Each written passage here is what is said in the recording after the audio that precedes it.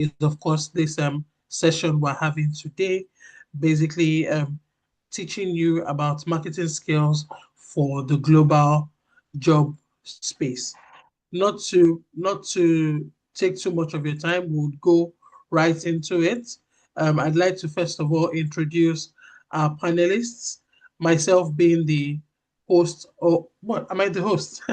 myself being the host of the myself being the moderator rather of the session, and I'm joined by the fantastic Oyola Akindele and Everest Nwagu.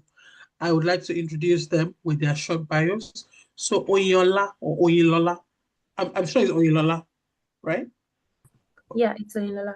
Oyilola. Okay, your display name is saying Oyola actually. Sorry Oh, about that. Yeah. So Oyilola Akindele has 6 years of experience in digital marketing, specializing in performance marketing, search engine optimization, and content marketing across the fintech, event tech, and social media industries.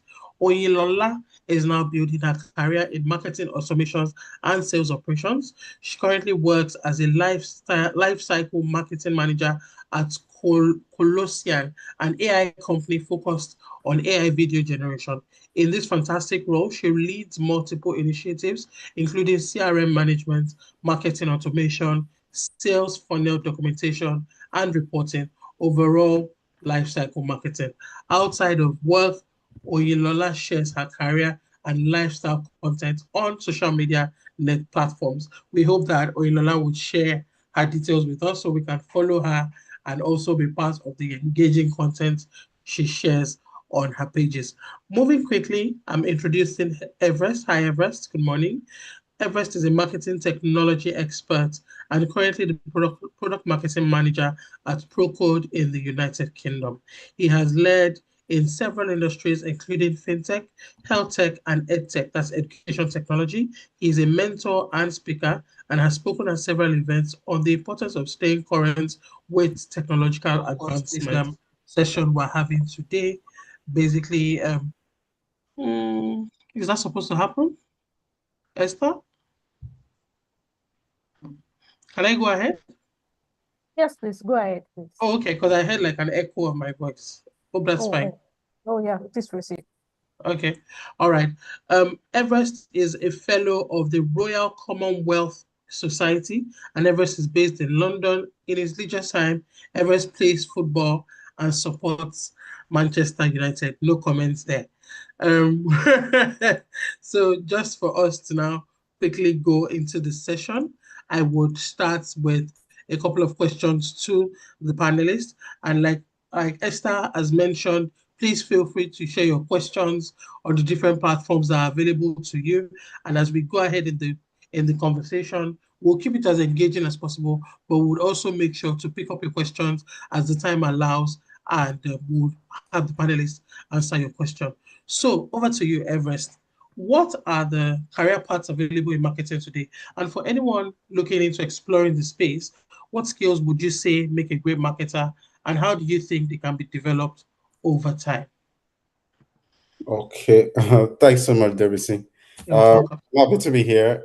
So for the question you asked, I think I probably have to break it down. The first one is what career opportunities are available for marketers, global opportunities. I think mostly they are different because when people think marketing, the first thing that comes is, oh, you can be a journalist, you can do everything. But in the current world, there are advantages that comes with also being an expert in different fields. So if it's digital, which part of digital is it? Are you like a CRM expert or an email marketing? Is that your strong suit? Is it paid ads? It can be content or copywriting, a whole lot of other venues. But I think in the marketing world, those, especially digital marketing, are global opportunities that you can take advantage of. And obviously, I mean, you can't do like event marketing if you're not in that particular city. So digital marketing seems to be like where there are most opportunities for people that are not based in a particular continent or a particular country to be able to work irrespective of their location. So I'll say digital marketing when it comes to marketing still again, they are like broader part of digital marketing, several aspects, up to 11 different sides of digital marketing. So there are opportunities there. And how can someone prepare for those opportunities? I think the first thing is identifying that this is actually what you want to do, because it's not going to be like a walk in the park. You will get many no's, you get many rejections, and all of that. So first, admitting that I'm ready to go into this field, and then getting the necessary skills that you need. Those skills you can get, like the one Treford is doing. Treford is organizing a product marketing boot camp. You can join that to get experience in terms of product marketing.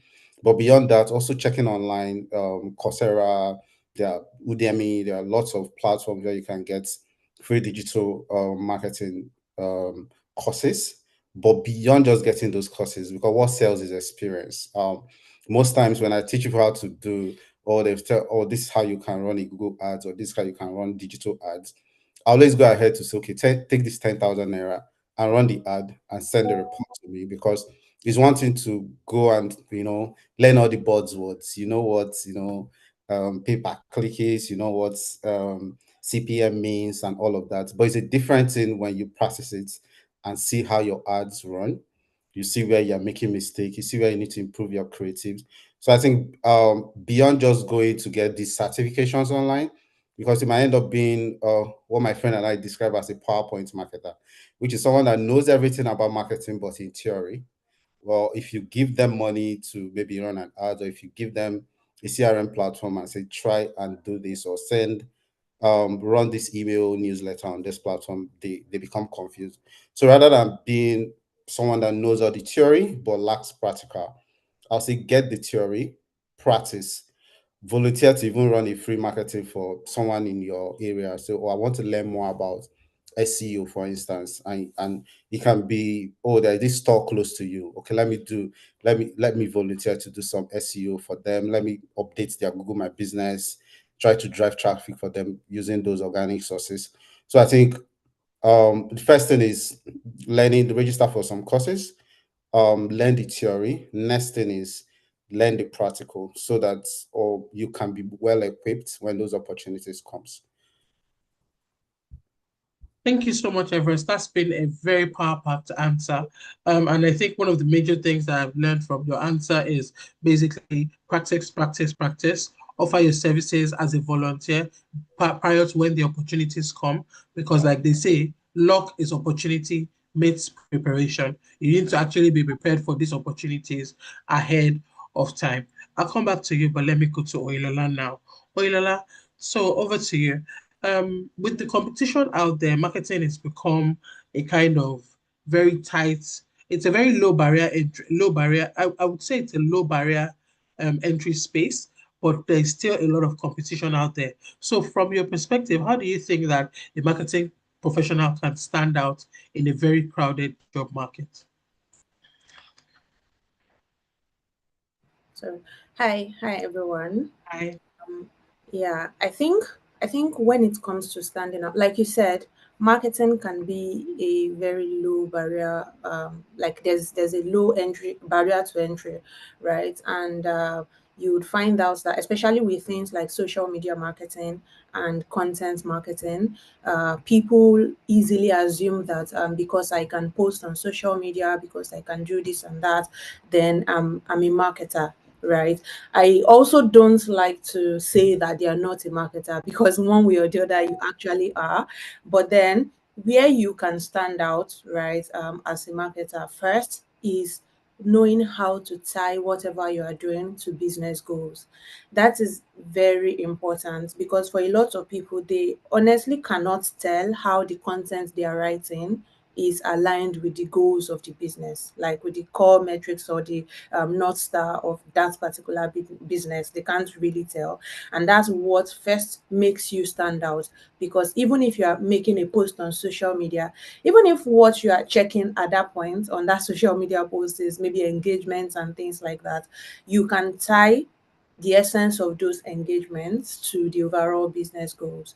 If you are just if you are also, I mean, there are things that are easy to tie, like like running ads. You can easily draw a straight line between the ads that you're running and the business goals. But when it comes to things like content writing, things like social media management, things like maybe PR for the business, the marketing side of the PR, or LinkedIn awareness and things like that, it can be more difficult for a random Joe out there to tie. People would just be like, these people are just always making viral posts. Like they think that it's just about the followers and all that. But you as a marketer, being able to draw a direct line between that and the business goals would definitely make you stand out, even within the company that you're working for, or within or in any, if you are maybe in an interview or you are talking about the possibilities of results that you can achieve for a business, regardless of what you are doing, they can easily see the trend, right, between what you do and how the business grows. Then another thing that can make you stand out is also to go deep and not just broad, because that happens a lot, especially if you are in a market like Nigeria where there, people really want generalists and things like that. I always advise that it gets to a point in your career where you have to go deep on a particular thing, right? It's always good to have an idea of everything. In fact, that's one of the things that make you get to high roles like head of marketing or CMOs and all that, because you want to have an idea of what everybody is doing. But at the same time, there must be one thing that you really are an expert at, right? Like going deep is very important. I can't underestimate, or I can't overemphasize how important it is to go deep and not just broad. That makes you stand out, because people can easily attribute you to a particular set of skills, right? And then this going deep also goes beyond your skills. It also goes into industry, right? At some point, it's marketers that stand out many times, they have a specific industry that they are known for. Like maybe you are a fintech person, people just know that when it comes to fintech, just call her. Like she knows exactly what to do. She, because if you have stayed so long in an industry, it's easier for you to be able to connect with people, like major stakeholders that you can collaborate with, major companies that you can collaborate with, and people pay to get this access, but then you come with the access, right? But then at the very early stage, it's okay to just dabble here and there. But the earlier you find what interests you in terms of your skills and also in terms of industry, the earlier it is to start, standing out in that particular industry. So I think there are actually a couple of things, right? Like maybe owning your niche, documenting your process, speaking publicly, and different things like that. But when it comes to the things that you can easily quickly practice, it's definitely going deep, right? That's very important, and also basically just being known for what you do. Thank you, Oyi. Is it okay to call you Oyi? Yeah, yeah, All right, good. So one thing that I really picked out from what you just said is basically the fact that it's good that you kind of find a way to specialize, especially in an industry like Nigeria. And I can't speak. I can't. I mean, I'm not an expert. I humbly defer to you both. I'm not an expert in marketing in the UK yet, but I think that in Nigeria, everyone is looking for what you say in Yoruba, a gbogbo nishe marketer, someone that can do everything, a jack of all trades, and unfortunately a master of none. So one thing or one key point that I've picked from your feedback is essentially the fact that you need to find where you play best at. Like if you are a corner kick, I don't know football terms, sorry, Man United. If you're a corner kick player, if you're a free kick player, if you're a goalkeeper, you need to find somewhere that you are a master at and broaden your horizon from there. Also, another thing you've mentioned is the industry you want to stay in or the industry you want to specialize in. Now, for instance, I've had about almost a decade in the energy access space. And of course, that has kind of helped me hone my niche in terms of marketing in that space. And, I know the rudiments of marketing from A to Z in the energy access space. That's not to say that I cannot go into another space and kind of pivot, but at the same time you also need to leverage to your you also need to play to your strengths, right? Where you're strongest at. So if you've done the 10,000 hour rule, if you've done something over and over and over again in the job, it's the job itself, the functional capabilities, and also the niche, the environment or the industry, it helps to kind of make you stand out. So thank you very much for that fantastic answer. Now over to my Man United brother. I want to ask a question about data. Now everything is about data, data, data these days. I think Oilola had mentioned that. I think it was Oilola or Everest that had mentioned that there are some things that you do in marketing that you can. Okay, it was Oilola that mentioned it. There's some things you do in marketing that you can actually draw a straight line from out input A to output Z, right? Like doing ads and getting paying customers from it. So we know that data is life, and you know how they say every something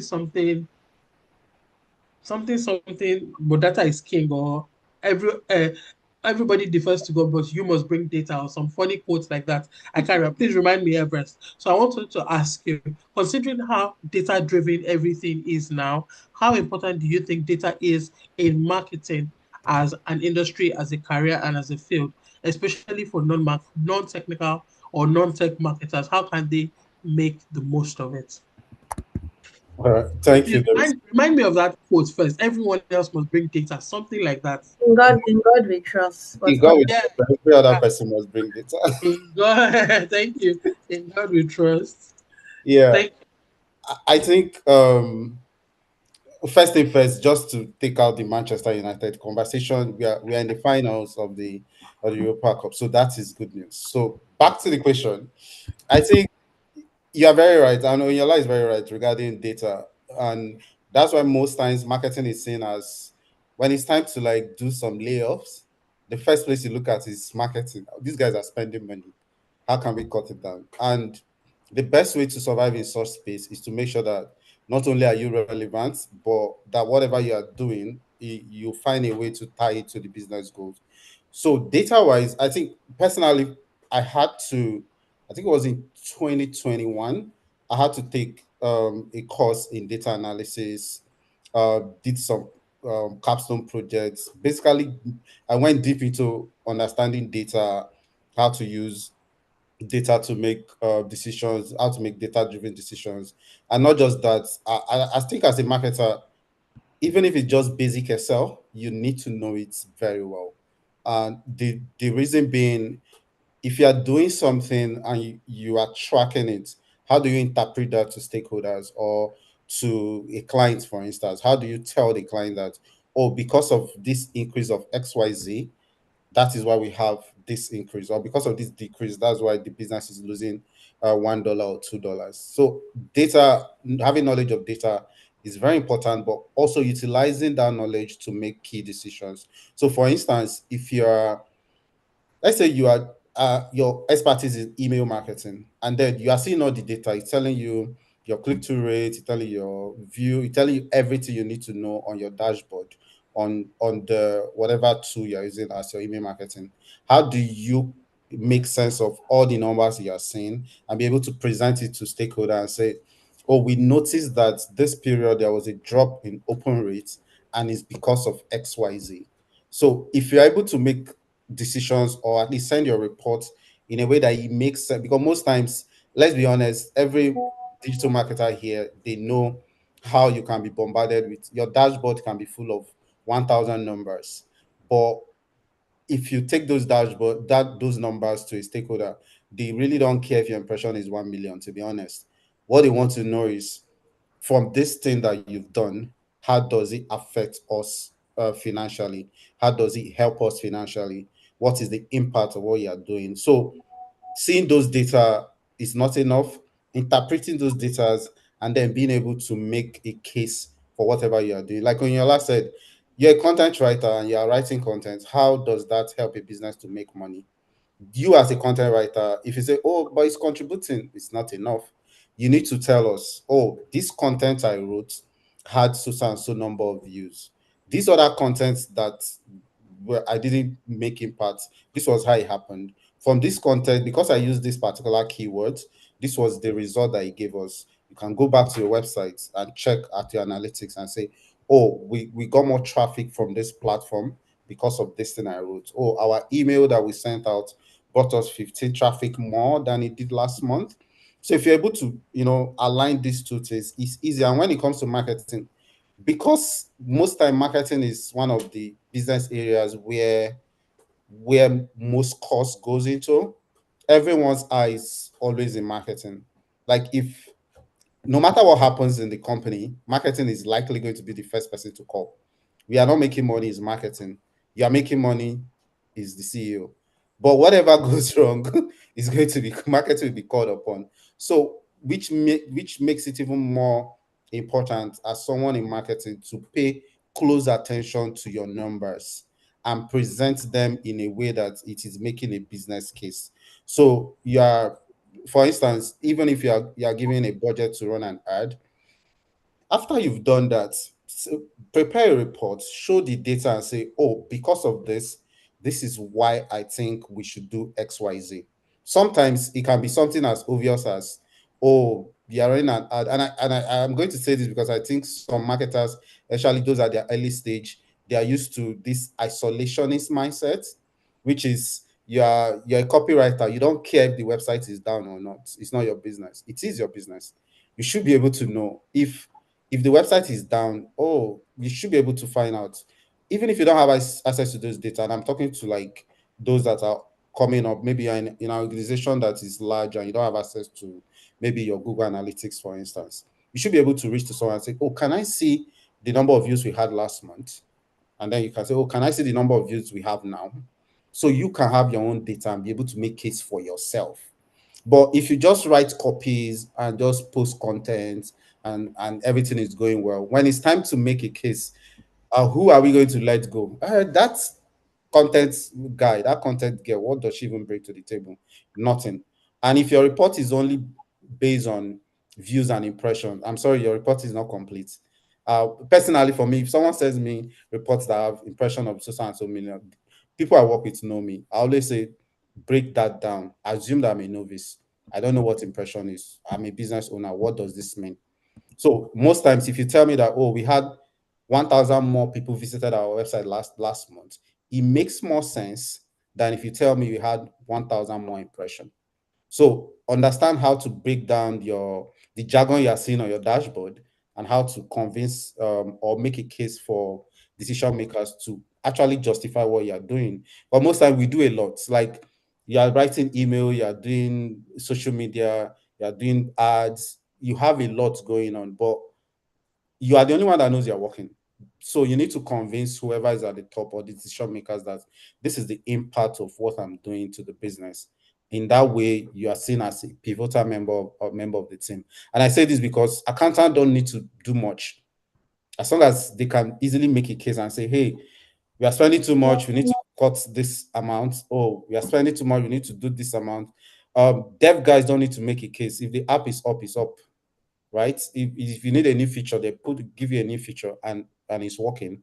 And when it's time to lay off, nobody's going to look at dev first. If I look at other areas, I'm saying this in a tech company, if I look at other areas, and marketing is usually the first place they look at. So data is very important if you're in marketing, but not just understanding data. And I will also advise everyone here, if you are in marketing and you haven't done any data analysis course, I will advise you do it, because you need to understand those numbers that you'll be seeing on your dashboard and then make case for it and relate it well to the decision makers. Is very important. So data goes alongside with marketing. You can't really do good marketing without data, because every decision you'll be making is based on data. If you need a new website, it's based on, oh, something, this was what happened in the previous one. If you run an ad, or you want to make a case, you want to change a platform you are using, so you want to move from one email marketing platform to another email marketing platform, you need to present data. You don't just say, I feel like. Feelings don't work in marketing. So understanding data is very important. And then not just understanding it, being able to translate it in a way that it makes sense to the decision maker is very key. In fact, I would say it's key to your survival in the job, because if no one sees the impact of what you're doing, if you cannot tie it to naira or dollar, then it's difficult to keep you longer. Yeah. Thank you so much, Everest. That was indeed a mouthful. And of course, the key learning from that, I'll take one of the comments from the comment section here, in Zoom from Bolaji Anifowoshe, which says being T-shaped. It's important to be a T-shaped marketer. You should not know how to just run ads, do viral content. We'll come to the topic of virality later. Do viral content, post creatives, do Twitter wars like Sterling Bank or whatever. But you also need to be able to tie actionable your goals to actionable results, right? So if you're spending 1,000. So let me talk from the perspective of small business owner. If you're spending 1,500 or on impressions or on likes or on clicks, how much of that converts into revenue for you? And then of course, out of the box of a small business owner, you need to see it in a big grand scheme, in the bigger picture. Your organization's goals at the beginning of the year, at the beginning of the financial year, is to make $1 billion in revenue. You as a marketer, what are the 1, 2, 3, 4, 5, 10 steps you need to take that would lead you to there? How do you tie your 500 million marketing budget into that $1 billion revenue or 1 billion naira revenue? So for instance, I started my background in sales actually before moving into marketing. And one thing we always say is that 3% of revenue is your marketing spend, right? So how do you tie your marketing spend to what you're going to achieve? So if you walk backwards from the beginning of the year, every organization declares that they want to do this number and that number in terms of revenue. You now are able to calculate, I am spending 500 million out of whatever the whole number is, and then you start to walk backwards and count your steps into that $1 billion revenue or whatever huge revenue you have. It's also important, like you have mentioned, I'm just recapping what you have said. It's also important, like you have mentioned, to have some data analysis skills. Outside of doing the courses on data analysis, it's also important to know the tools of the trade in your industry. So for instance, in my industry or in the industry that I played in most recently, we use something called Looker, which is basically a tool for checking active users of the kits that we have.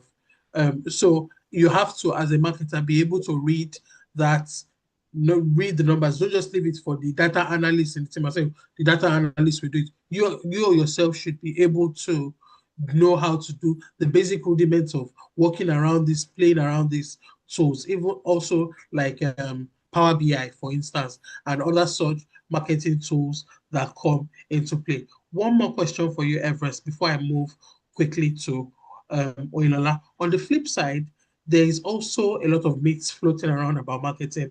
And basically, the majority of the myths is, and I'm sorry to use this language, any idiots can be a marketer.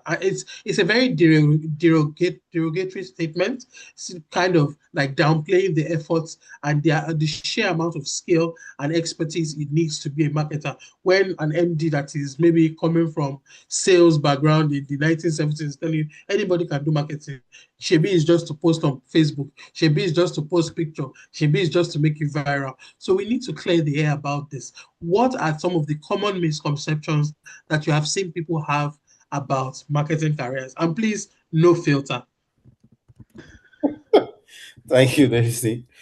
Honestly, I think I can make a whole list around this, and I also say that I'm not trying to like downplay or dismiss those accusations about marketing, but I also say that sometimes there has been incidences where those that claim to be that are supposed to be marketing experts have also helped fuel those agenda, quote and unquote. I think if someone, for instance, say, "Oh, what does marketing do?" and then hire a marketer that doesn't have experience of what they're supposed to do, and they end up not doing anything, it kind of justifies what their what their beliefs have always been about marketing. That, oh, what do you people do, self?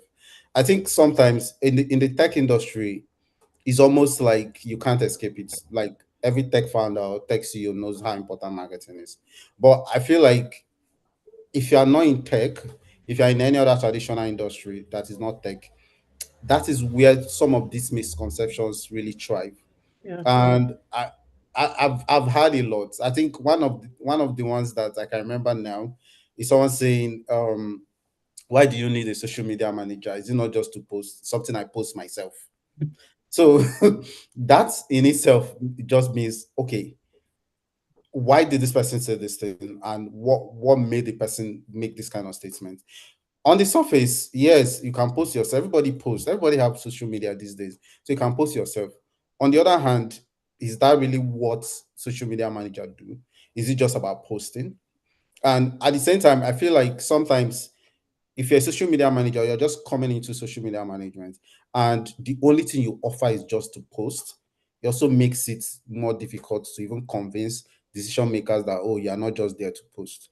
So let's take social media manager for instance. What else can you do apart from scheduling posts and coming up with post ideas? First thing first, you can actually do a proper social media audit. I've seen some social media pages that is managed by a social media manager, and I look at it, I'm like, why is your profile blank? Like, you have a social media manager and the profile just said, oh, company XYZ, we are located in XYZ. So I see that, and that's the opportunity to make the first impression. So little things as showing that you're not just a social media manager, you're a professional. Do your audits for your social media. Highlight the posts that work most. Find out why they worked, present it and say, this is why we should do more of this kind of post, or this is why we should do so and so post. And I think another obsession with most business owners is they're obsessed with their content going viral.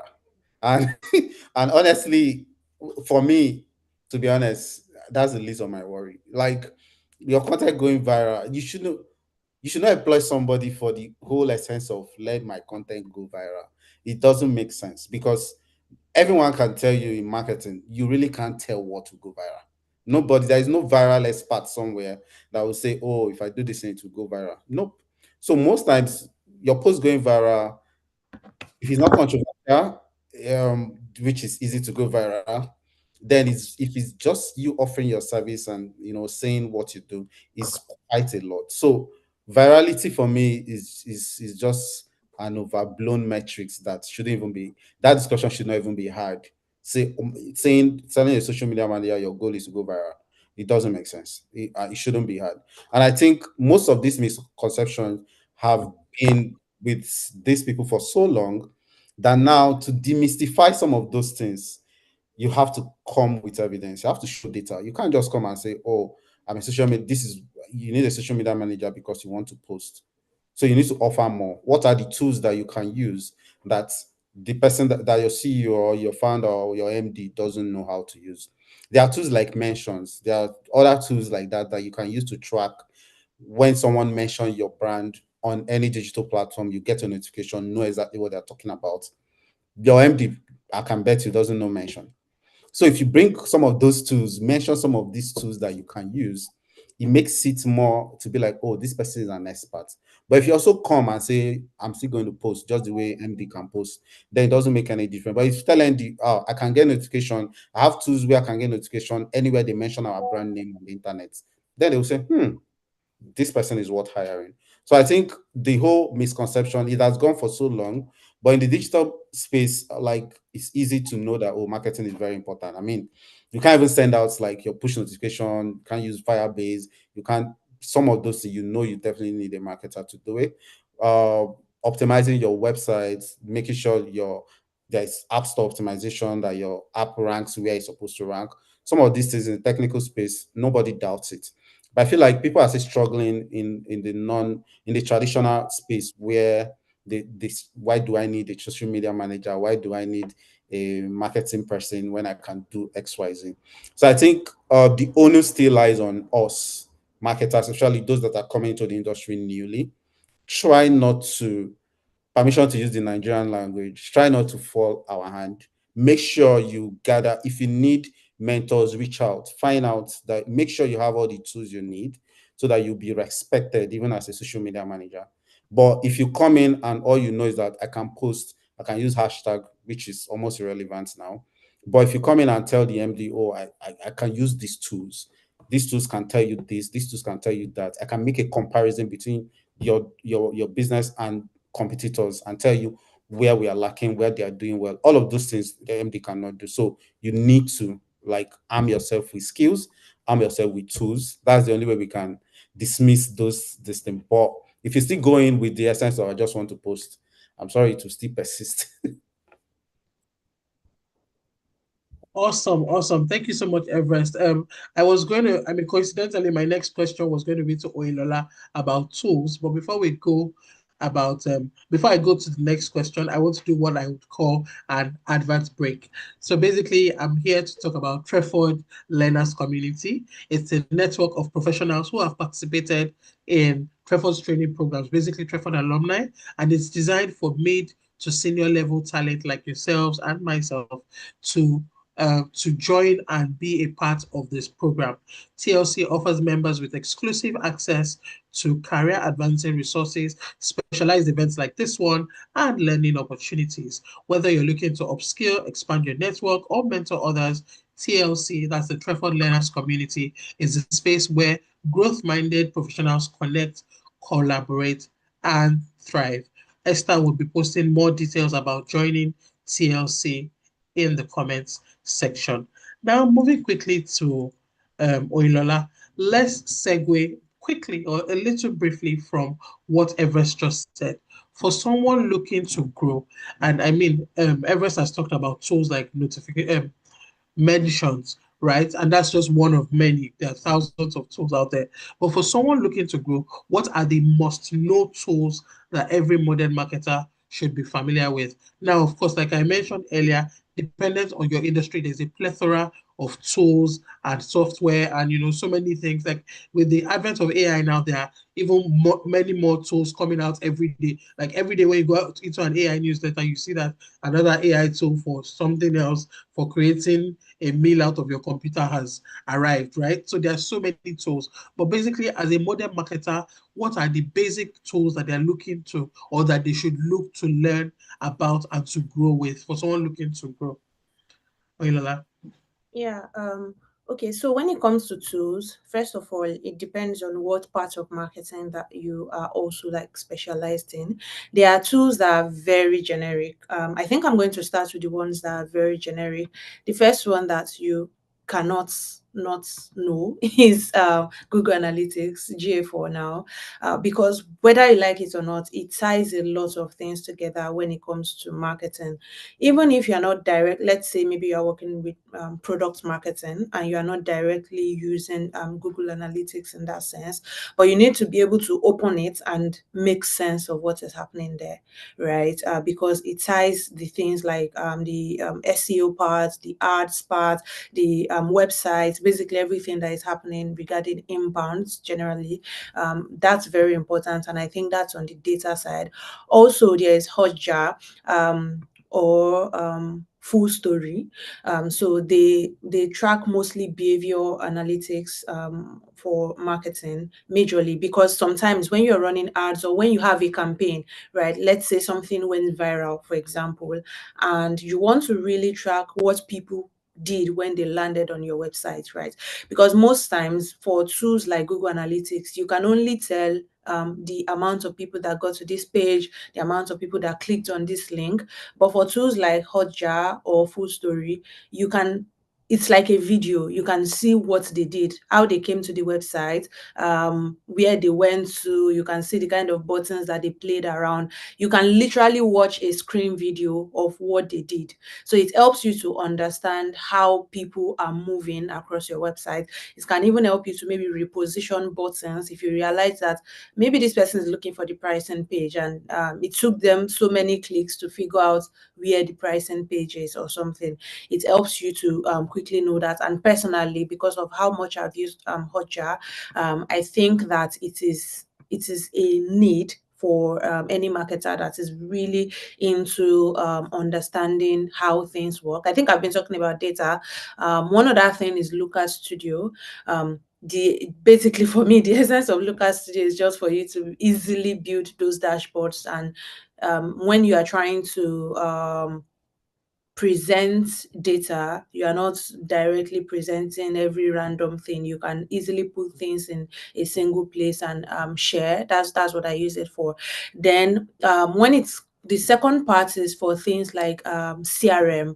Whether you like it or not, as a marketer, you need to know how CRM works, especially in the global industries. So a lot of brands in Nigeria try to use like maybe the basic things for CRM, just maybe send emails and things. But I think, especially now that I am moving into CRM management as a profession, you realize that over here, it's a basic for them. Like every brand has a CRM, right? It's one of those things. Now, the extent of the access that, or the extent of what their money can pay for is different, but at the very minimum, they would have a CRM. And one thing that I should mention is that your knowledge of one CRM really transfers into the other. So if what you know is customer.io or what you know is HubSpot, right, it's easy for you to transfer the knowledge of customer.io to HubSpot, or transfer the knowledge of HubSpot to MailChimp or to ActiveCampaign, or all of those CRMs. So it is important for you to pick one CRM and really master it, right? Most of these CRMs have free platforms that you can just sign up and have a view of how they work. So the CRM in this sense, it works for things like your email marketing. It works for marketing automation generally. A lot of CRMs even allow you to send push notifications, allow you to schedule posts on social media, allow you to do a lot of things. And beyond marketing, what we were talking about being able to draw a line between what you are doing and business goals. CRMs allow you to do that, because you can, especially if you work in maybe B2B, for example, you can see leads coming in. You can see how they are moved to the sales team. You can see the engagements with the sales team. You can see the questions that they're asking or things like that. You can build landing pages. CRMs can be very technical, but the ability to make sense of CRMs really make you stand out as a marketer. And I think this is one thing that has helped me so much in my career as a marketer, because every single time when I join a company, before you know it, I'm like always the go-to person when it comes to CRMs. And it's a way to help you noticeable as well, because CRMs are at the center of everything that is done in the company. So if the finance team needs to plan out commissions for maybe the sales team, or they are trying to generate an invoice and things like that, you are the best person to come to set that up for them. If the legal team is trying to create a contract or they need an information and all that, you are the best person to reach out to. The sales team also maybe trying to like build the sales funnel and different things. So before you know it, you're like this operations guy that knows where everything is in the CRM. So your knowledge of CRM is really, really important. And like I said, pick one that you have access to. For example, currently I use HubSpot, and to be fair, I never used HubSpot when I was in Nigeria, right? In Nigeria, I used Customer.io, MailChimp, ConvertKit, ActiveCampaign, all those ones, but I never used HubSpot. But now I transferred my knowledge from all of those platforms into HubSpot, and of course picked newer things and learned other things as well. But it made me realize that if you really are good at one, then it's easier to scale the next one. So I said that just to mention that you don't have to focus on, if you don't have access to HubSpot now, if what you have access to is Customer.io, or what you have access to MailChimp, just try your best to know the ins and outs of a CRM. They really want to see how that works in terms of tools. Then another thing is, personally, this is a personal bias, I like having design skills. And the essence of having design skills is that first, it gives you a knowledge of what good design is, right? Because you may not be able to design, but if you don't know what good design is, it also affects your perception or your critique of maybe works that designers are bringing to you, right? It's really important. And also sometimes it helps you to quickly put something together if you need something urgently. I use that a lot for a lot of my emails, because I know if I push this to the design team, it would take days and weeks for me to get feedback from them. And it's not because they want to, it's just that they have other things that they are also doing and stuff. But then if I can put one or two things together, if I know how to use design tools, I can put something together and just quickly call someone to help me review it. It's easier for you to get feedback that way. So design tools like Canva makes everything easier these days, but then there's Figma as well. Those two, if you can find your way around them, like just be able to pick things.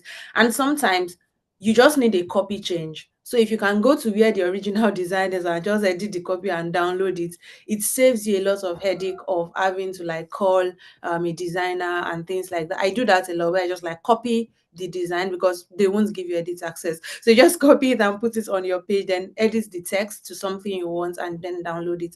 So those are tools. Canva and Figma really works perfect.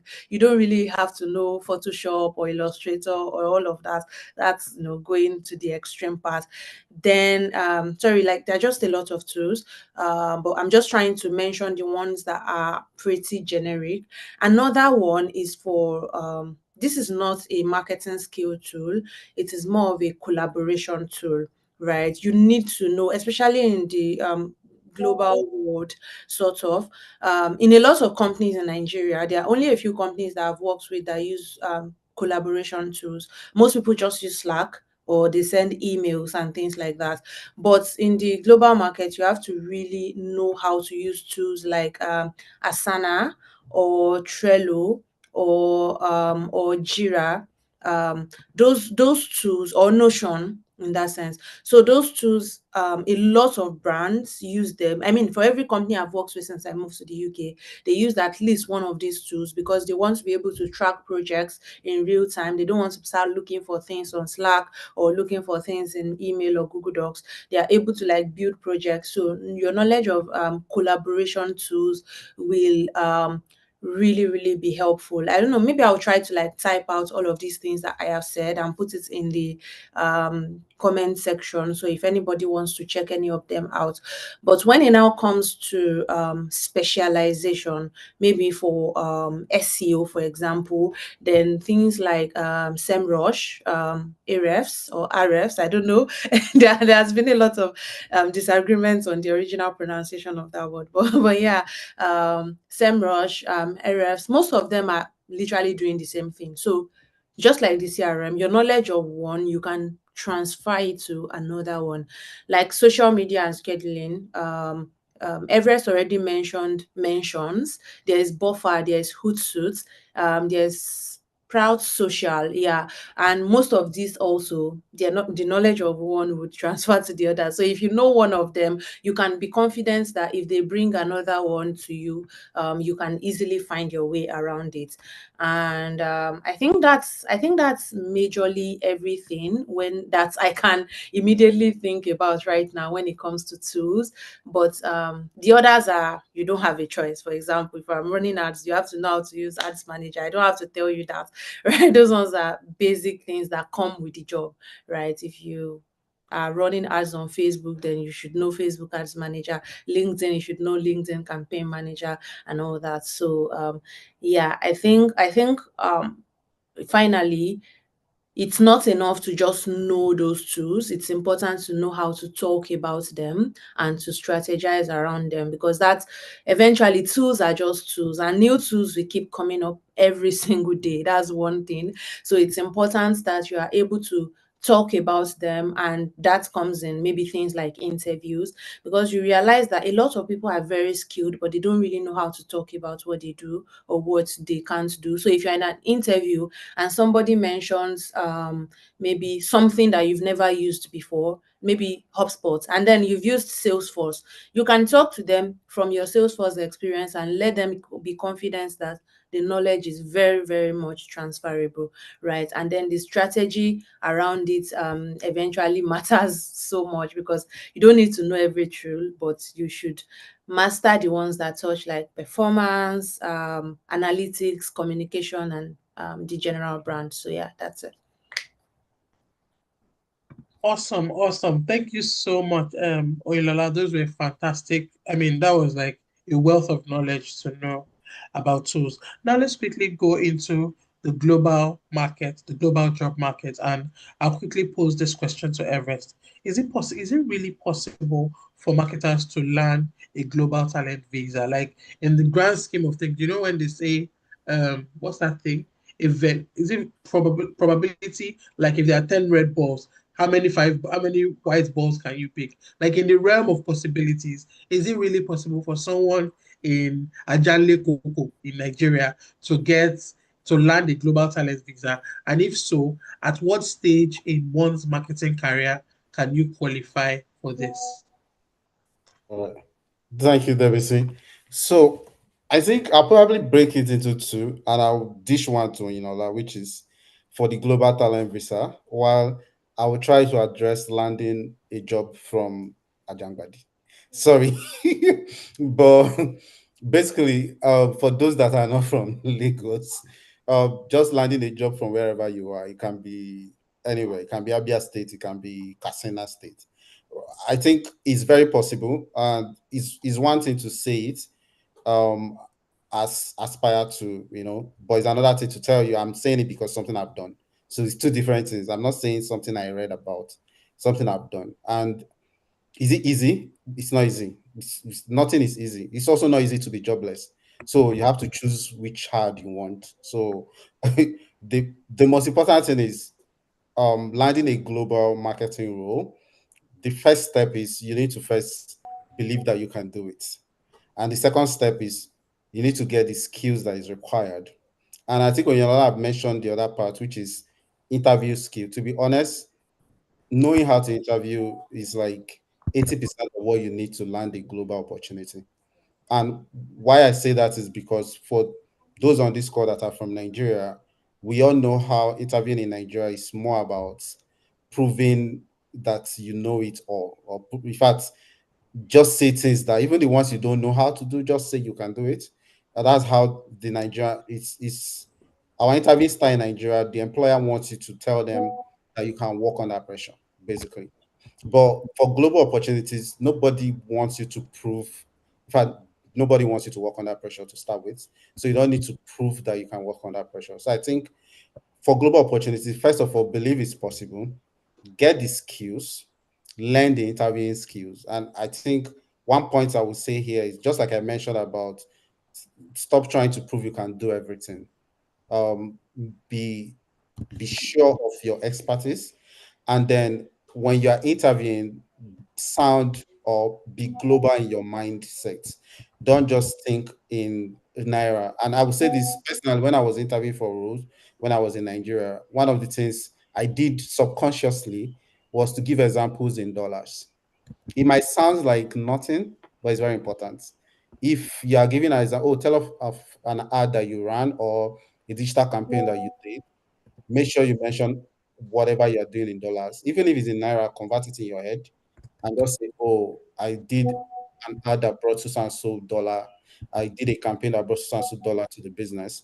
In that way, it presents you more as someone with a global mindset that can easily work with any currency that is given to work with. So that's number one. And number two is also knowing that when you're interviewing, you're not there to prove that you are the best. You're only there to show what you can do. So those urge of trying to say, I can work under pressure. You don't know about design. You are asked if you can design. You say yes. You don't need all of that. You can say, okay, you have basic understanding of using Canva. That is perfect.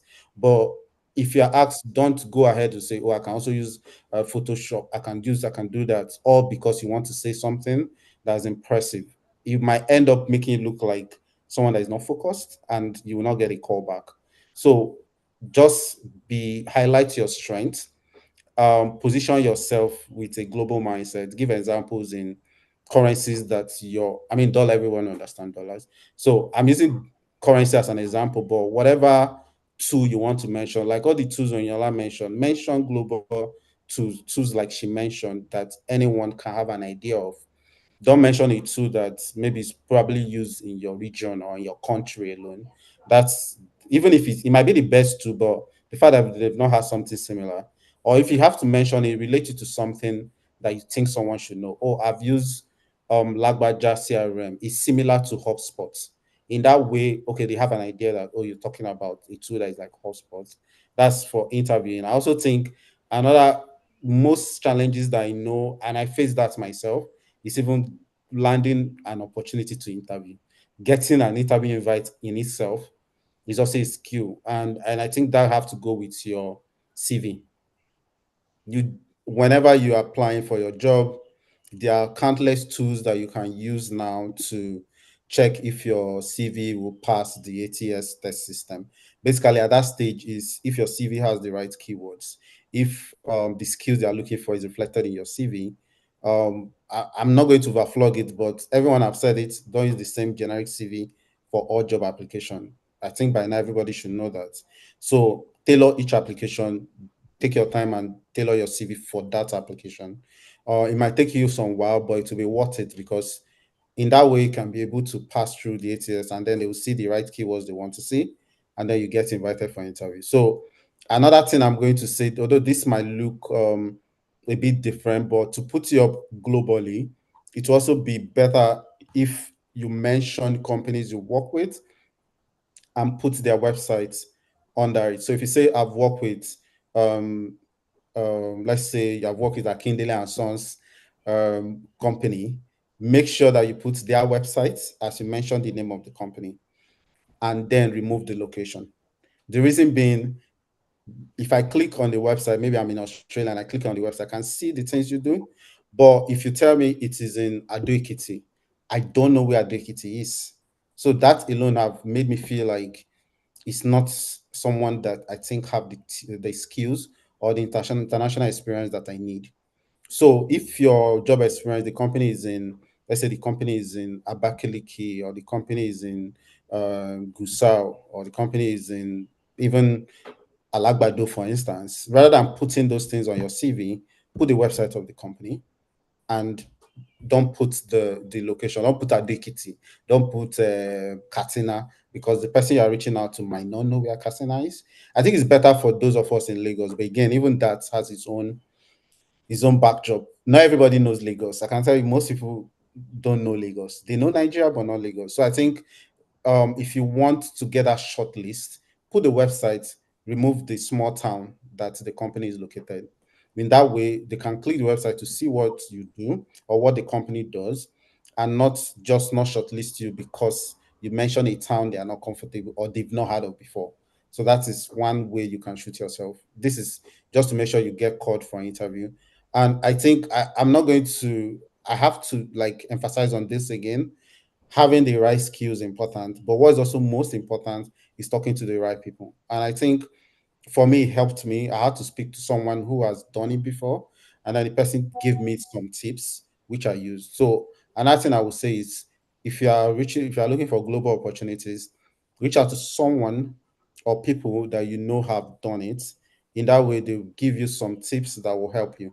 You might have all the skills, you might have all the knowledge that is needed for a role, but it might just be that you need one particular thing, and that thing might be missing, and you need someone that have done it before to tell you, oh, this is how best to go about it. So, to your question, WC, is it possible? What are the probability? The probability is really is not much, to be honest. And I'll say it this way: the probability of getting a job in Nigeria too is very, very hard. So, even in Nigeria, to get a job in Nigeria is tough. So, also to get a job outside of Nigeria is even tougher. So, I think the best thing is just make sure you have the right skills. Make sure your CV is in a way that it can pass the ATS system. Like I said, don't mention your small town or any unknown town that your company or where you resident might be. Just put the website of the company you work with. It's easier that way to not screen you out because we've not heard of that before. So that's one thing. And another thing, when you're interviewing, be open, highlight your strengths, and relate whatever you're saying. It might be local experience, but related. So, for instance, let's say you are head of marketing in Southwest region, for instance. So in Southwest region, how can you compare it with who you are interviewing with? So let's say the person is in Australia, for instance. You can say, oh, the Southwest region of Nigeria is like maybe Perth or Sydney. In that way, they can be able to relate the size of the markets that you've worked in with the size of the market they know about. So if you are in an interview and say, oh, I was a regional marketing manager for Northern Nigeria, nobody knows how big Northern Nigeria is at the global stage. The person might not know. So you can say, oh, I was head of marketing for Northern Nigeria, which is the equivalent of the state of Texas, for instance. So they can easily relate whatever experience you say you have to their own field and their own geography. So that is very important. So is it possible to land a job? Yes, it is. It requires hard work, get the right skills, um, remove certain things that might limit you on your CV, which I said being from a small town might be one. So just put your website, reach out to people that have done it before to get insights. And when you finally land the interview, please speak globally. If you are referencing currency, use dollars.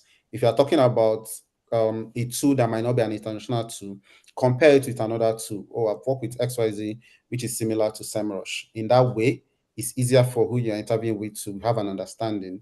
Also, if you're talking about market size, also I was head of marketing in so and so company in Port Harcourt. Port Harcourt is a city as big as XYZ.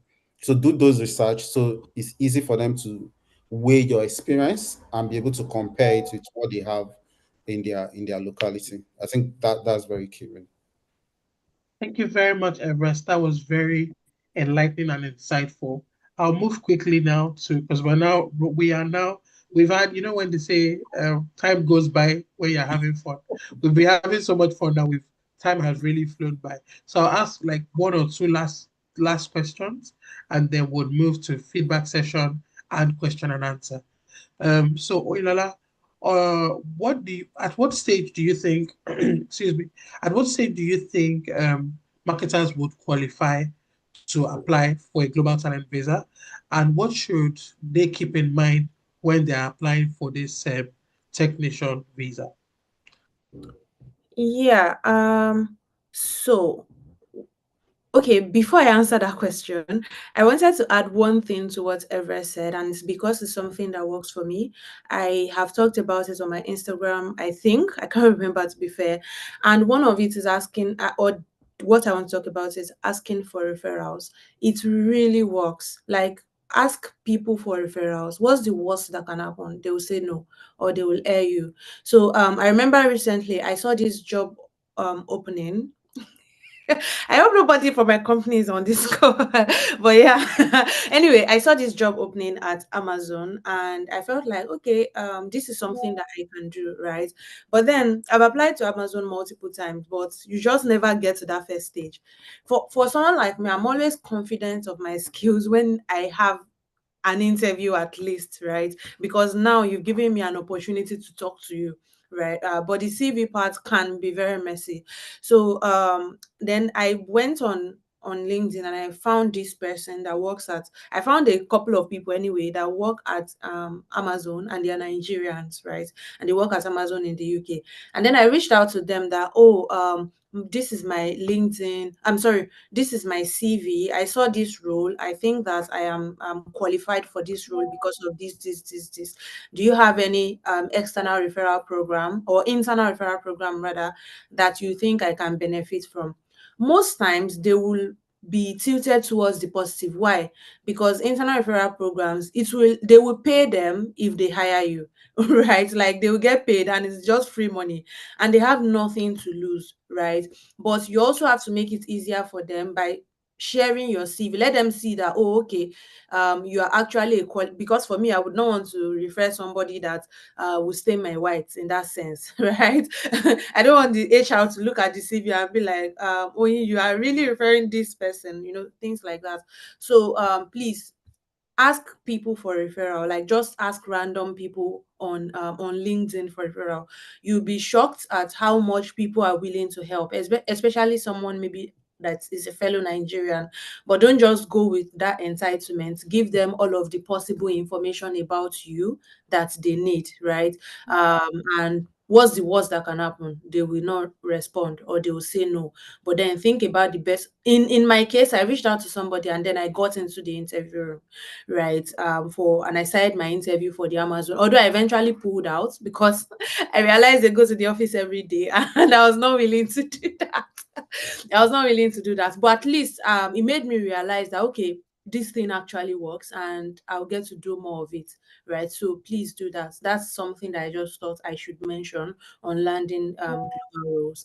Then in terms of global talent visa, personally, I believe that apart from founders, marketers are also the easiest set of people to get the global talent visa.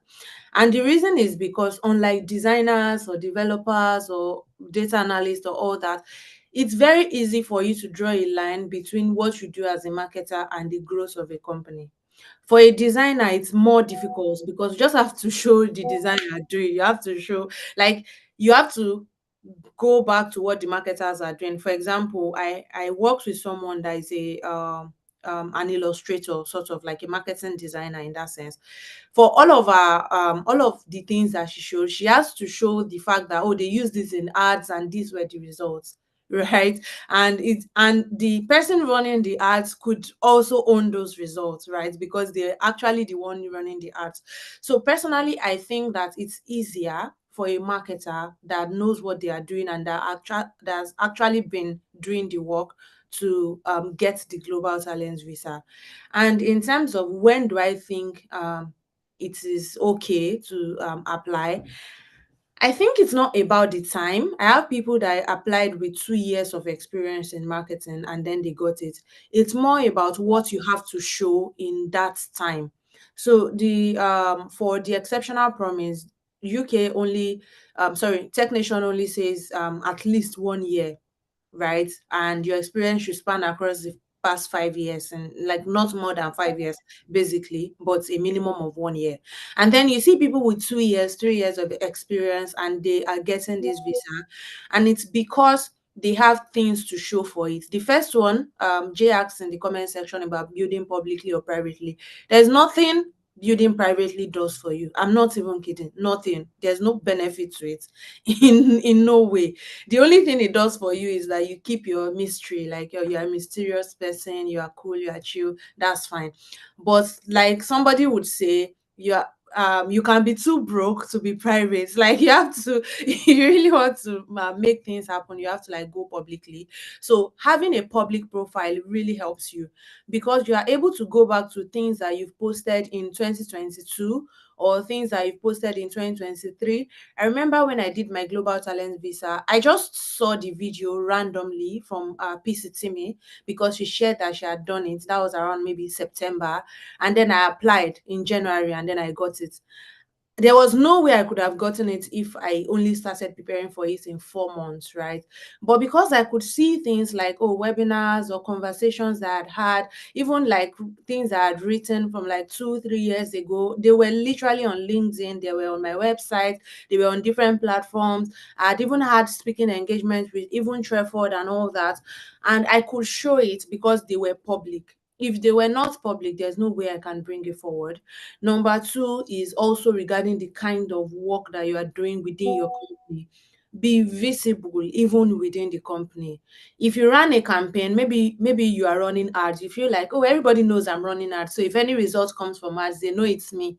Yes, people know it's you, but it's important for you to document it publicly as well. Oh, I changed something on the ads and then we got 2x results this week. I'm paying attention for the next 2 or 3 weeks to see if the results are continuous.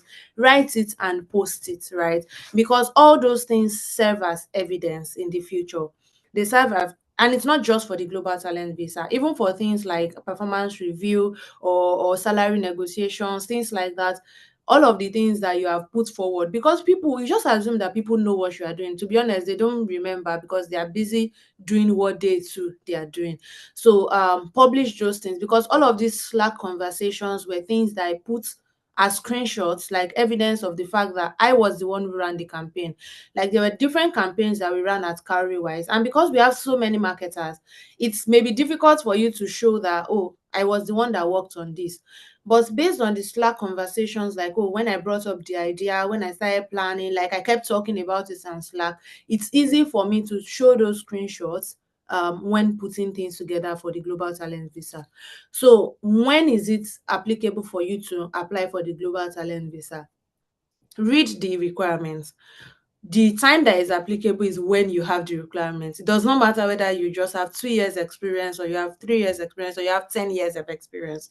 What matters is when you started building those evidence. So if today you read those experience, I can't go over the experience right now because it's a lot, but then you see it online. You'd see it on my profile as well. I share a lot about the Global Talent Visa. So if you go through the experience and you see as at today that I have everything, then you can start putting your documents together. But if you see that, oh, maybe I'm 50% ready, then you can start working on the next 50% as well.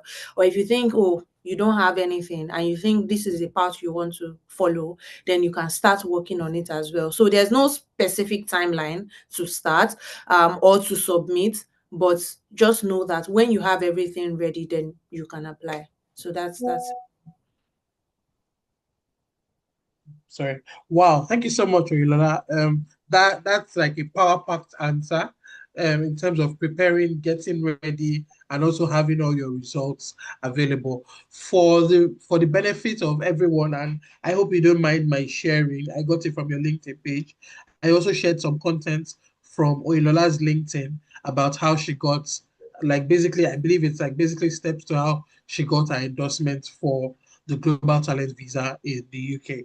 Now, Esther has kindly posted our feedback page.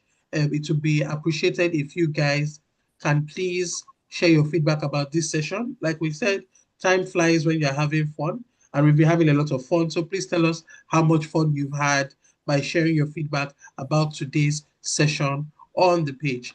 There'll be more updates about this session on the TLC platform. So please make sure you join the Treford Learners Community platform. I will now be handing over to Esther for the Q&A session. Thank you.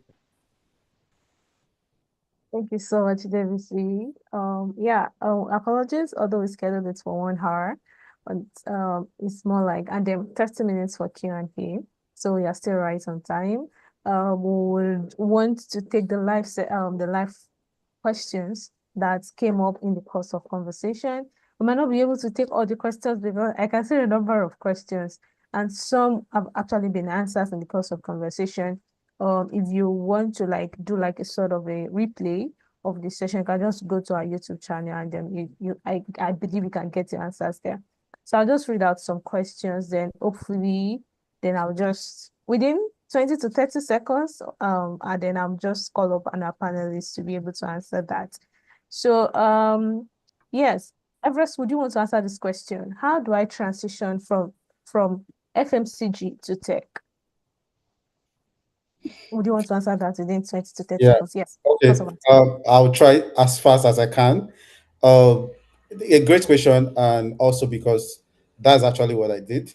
So I was working with a Glo Group earlier, as when I started my career earlier. This was far back as 2016 or so, as a digital marketing manager. So I moved from FMCG to tech.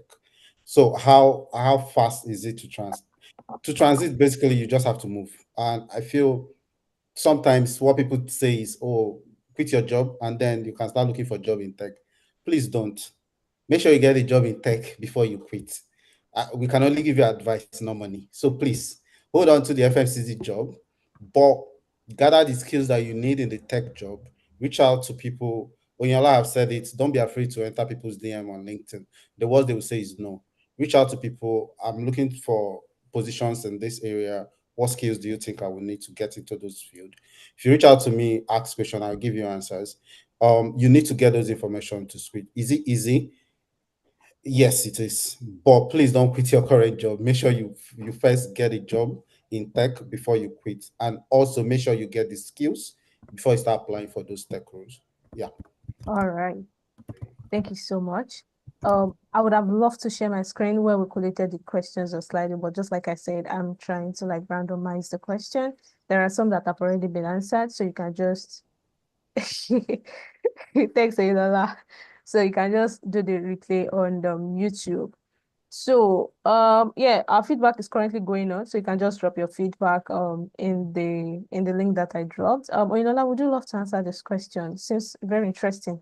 I currently work as a communication rep at a multinational company. How can I transition into product marketing to increase my earning within 20 seconds, please?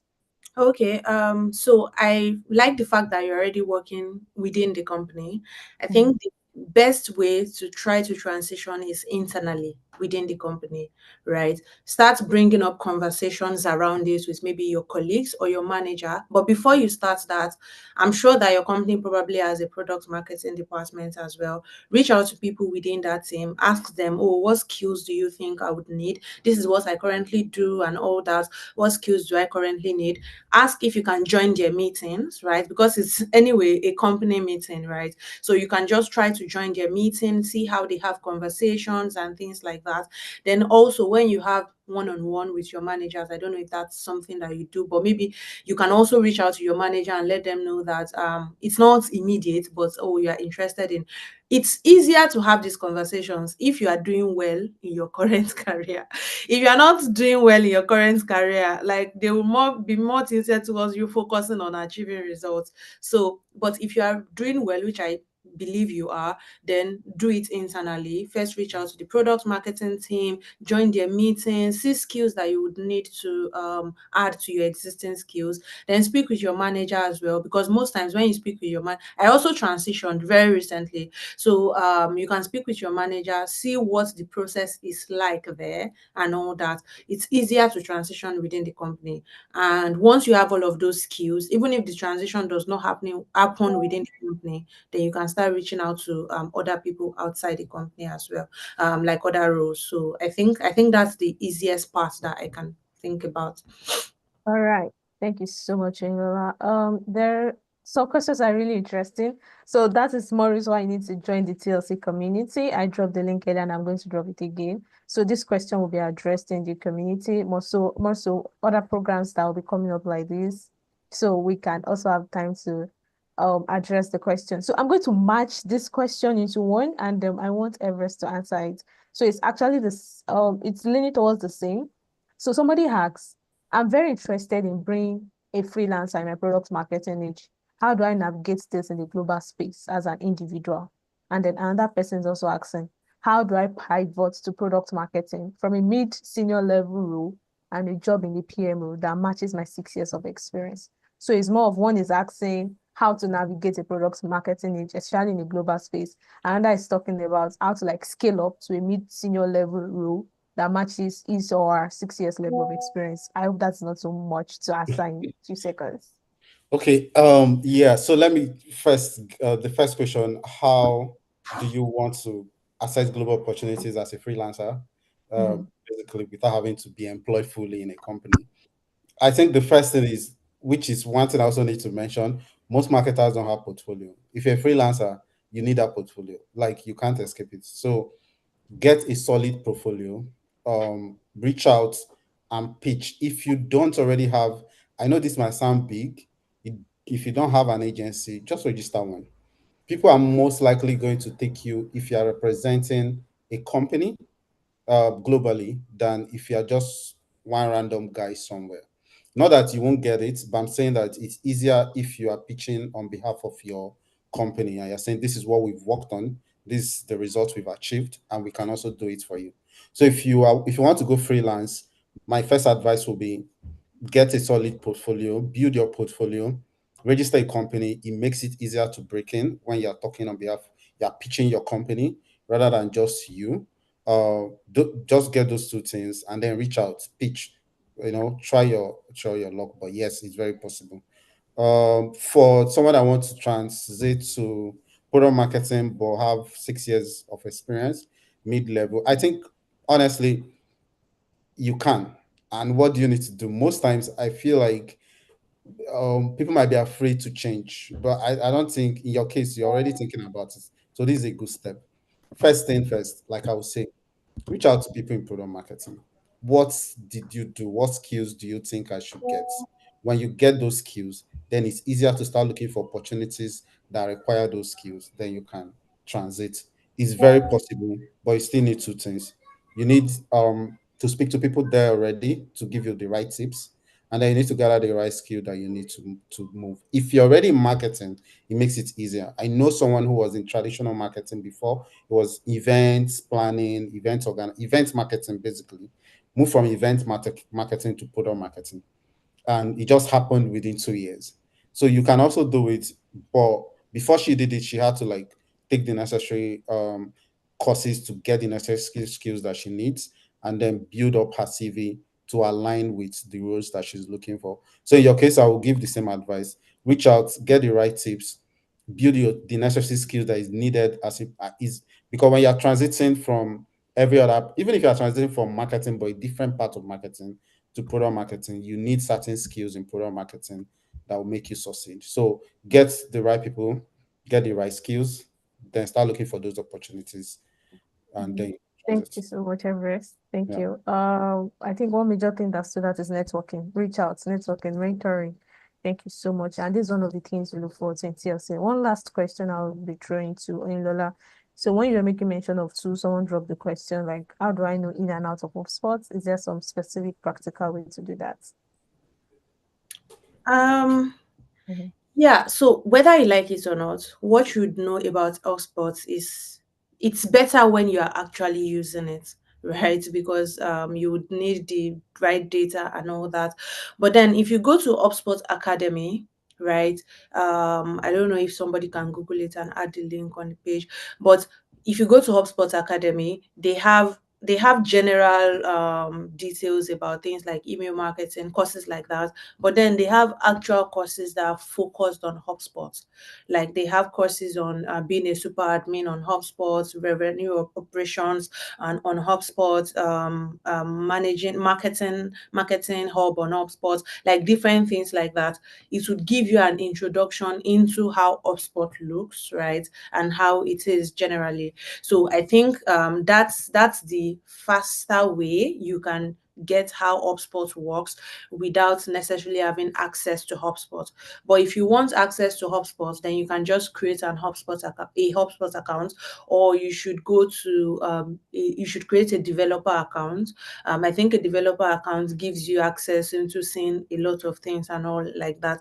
But if you are not consciously using it, you may just be confused about, okay, what data goes here, because you can't run automations, you can't send emails, you can't do all that because it's just a test.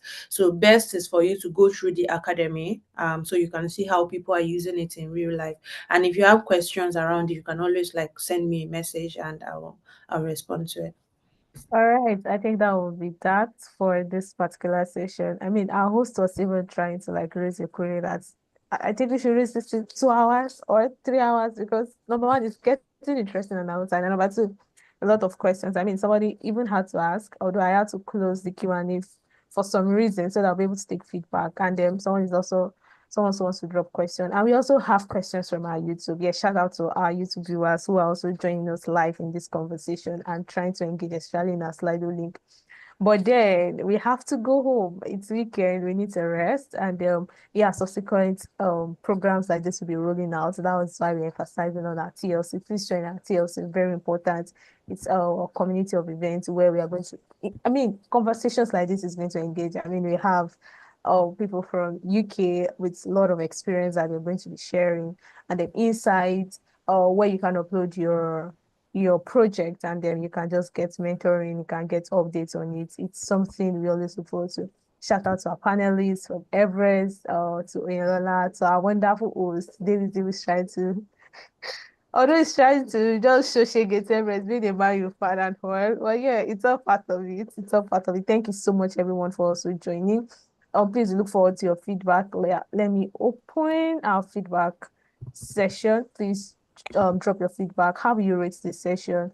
What is your key takeaway from this session? What is that thing that probably another have said, or even David have said in points of conversation, or Everest have said that resonated with you? And what do you advise to improve on? What do you suggest? Like probably we should talk better in our subsequent series, and maybe topics you want us to delve into, especially in our TLC series and as well. please do well to just drop it in the link that I shared. We look forward to it. Thank you so much. Thank you to our YouTube viewers watching. We look forward to the session as well. Then yes, yeah, my colleague has dropped the link to join our TLC. Very, very, very important. You can just copy the link, click on it, and then yeah, answer the questions. We'll always connect with you from there. And then yes, look out for more sessions like this, interesting sessions like this, where we'll have wonderful hosts, wonderful panelists, and then we can have our questions sorted out and addressed. Thank you so much, everybody, for joining. Somebody raised a hand. I don't know, Mojukwe. You'll be raising. I don't know if you're still on the call. I guess I will just give you. I don't know. I can just give the opportunity to talk right now. I don't know if it's a question or it's just a feedback. Are you still on the call? If you are not, all right. I don't think you are still on the call. No problem. All right. So I look forward to our feedback. Please let's drop our feedback. Let's drop our feedback. Okay, so for further follow-up, Everest is on LinkedIn. You can just follow up with Everest on LinkedIn. Also, they always look forward to answering questions like this. And yes, join our TLC where we have host of other experts in specialized niches that could actually help us in all of that. Thank you, Lola, for dropping that resources. These are one of the resources we do share on TLC as well. So we look forward to it. Thank you so much, everybody, for joining this weekend. In the absence of no other question, comment, I know there are still more, but then for now, let's just suppress it and they'll engage our TLC. Join TLC, drop your feedback, and then, yeah, do have a wonderful weekend. Thank you so much, Everest and Lola. Do have a wonderful weekend. Bye for now. Thank you, Esther. Thanks, Davison. Thanks, everyone. Bye. Thanks, everyone, for Thank joining. everyone for Thanks, joining. everyone. Bye. Bye. Bye, everyone.